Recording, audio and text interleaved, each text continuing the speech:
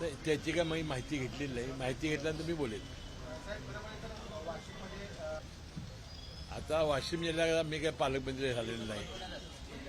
आता आरोग्य खाते जे आहे ते आता आरोग्य खात्याचे मंत्री आपल्याला बोलतील काय मला काही त्याची माहिती नाही ना.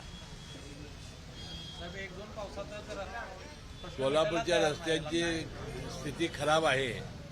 ती आपल्याला पावसाळ्यात झाल्यानंतर चांगली केली पाहिजे. त्यासाठी चांगला निधी आम्ही आणू.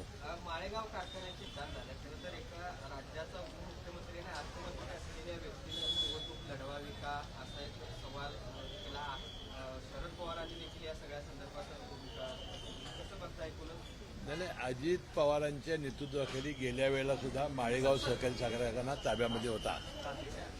मला असं वाटतं की अजित पवारांची इच्छा अशी असावी की एखादी सहकारी साखर कारखाना कशी चालवावी या देशाला एक उदाहरण घालून द्यायचं आहे. देशात सर्वात जास्त उसाला दर देऊन त्यांना मला वाटतं याबद्दल एक अनेक सहकारापुढे आदर्श ठेवायचे असतील असं मला वाटतं. हिंदी सक्तीवरून जोरदार घमासन सुरू झालेला आहे. मुख्यमंत्र्यांनी बैठक घेतली तर दुसरीकडे कवी आणि अनेक कलाकारांनी पुरस्कार वापर देण्याच्या घोषणा केल्या. तशा प्रकारचं आंदोलन सुरू केले. काय सांगा? आता मुख्यमंत्र्यांनी याबद्दल आपलं मनोगत व्यक्त केलेलं आहे आणि त्यांनी भावना आपल्या सांगितलेल्या आहेत. अबू आझमी यांनी काल दिंडी होते, वारी होते, तिथे गर्दी होते, त्याला कोण आक्षेप घेत नाही. मात्र नमाज पडायला मात्र काही लोक जे आहेत ते विरोध करतात. नाही, अबू आझमींना वारकरी संप्रदाय समजलेला नाही. मी भेटल्यानंतर त्यांना समजावून सांगेन ही वारी ही वर्षातून एकदा असते. नमाज दिवसातून 5 वेळा असते. नमाज ही आपण अशा ठिकाणी पडली पाहिजे की लोकांना त्रास होता कामा नये. वारी ही वर्षातून अशी जात असते की लाखो लोक जात असतात.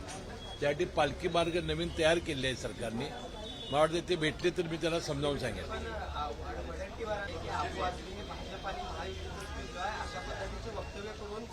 ठीक आहे, तो ठीक आहे, तो राजकीय आहे. तर अबू आझमींना वारकरी आणि वारी ही माहिती मी समजावून सांगेन. एबीपी माझा, उघडा डोळे बघा नीट.